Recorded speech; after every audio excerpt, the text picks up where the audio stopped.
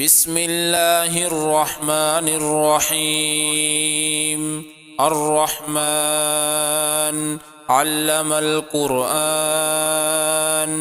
خلق الإنسان علمه البيان.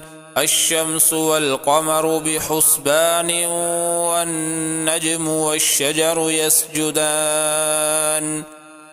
والسماء رفعها ووضع الميزان، ألا تطغوا في الميزان، وأقيموا الوزن بالقسط ولا تخسروا الميزان. والأرض وضعها للأنام، فيها فاكهة والنخل ذات الأكمام، والحب ذو العصف والريحان. فبأي آلاء ربكما تكذبان؟ خلق الإنسان من صلصال كالفخار، وخلق الجان من مارج من نار. فبأي آلاء ربكما تكذبان؟ رب المشرقين ورب المغربين، فبأي آلاء ربكما تكذبان؟ مرج البحرين يلتقيان، بينهما برزخ لا يبغيان. فبأي آلاء ربكما تكذبان؟ يخرج منهما اللؤلؤ والمرجان. فبأي آلاء ربكما تكذبان؟ وله الجوار المنشآت في البحر كالأعلام. فبأي آلاء ربكما تكذبان؟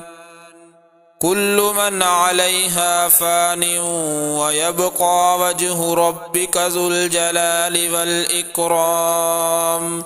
فبأي آلاء ربكما تكذبان؟ يسأله من في السماوات والأرض، كل يوم هو في شأن.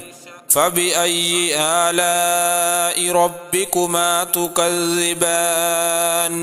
سنفرغ لكم أيها الثقلان. فبأي آلاء ربكما تكذبان؟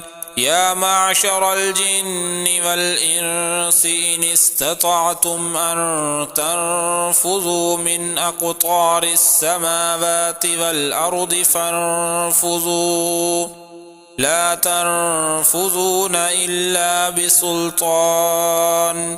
فبأي آلاء ربكما تكذبان؟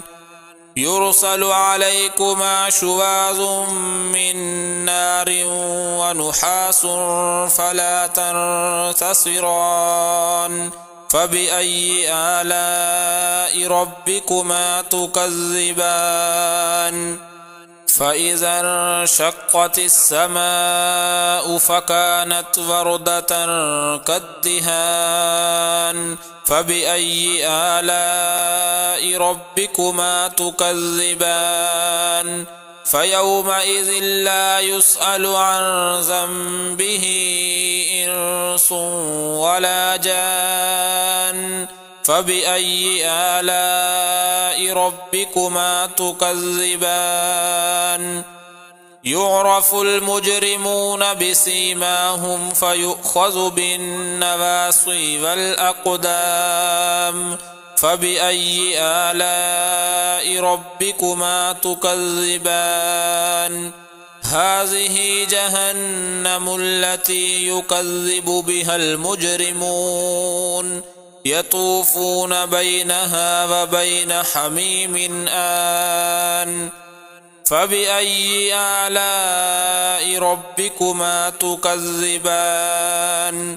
ولمن خاف مقام ربه جنتان، فبأي آلاء ربكما تكذبان ذواتا أفنان فبأي آلاء ربكما تكذبان فيهما عينان تجريان فبأي آلاء ربكما تكذبان فيهما من كل فاكهة زوجان فبأي آلاء ربكما تكذبان متكئين على فرش بطائنها من استبرق وجنى الجنتين دان فبأي آلاء ربكما تكذبان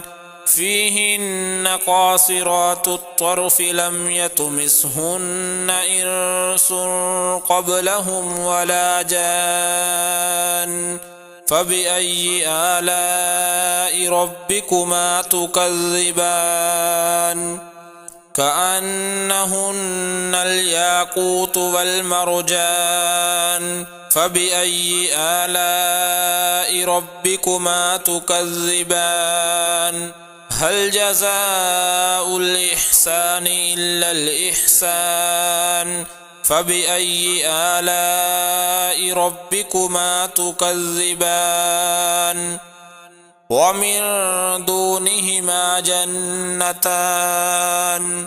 فبأي آلاء ربكما تكذبان مدهامتان فبأي آلاء ربكما تكذبان فيهما عينان نضاختان فبأي آلاء ربكما تكذبان فيهما فاكهة ونخل ورمان فبأي آلاء ربكما تكذبان فيهن خيرات حسان فبأي آلاء ربكما تكذبان حور مقصورات في الخيام فبأي آلاء ربكما تكذبان لم يطمثهن إنس قبلهم ولا جان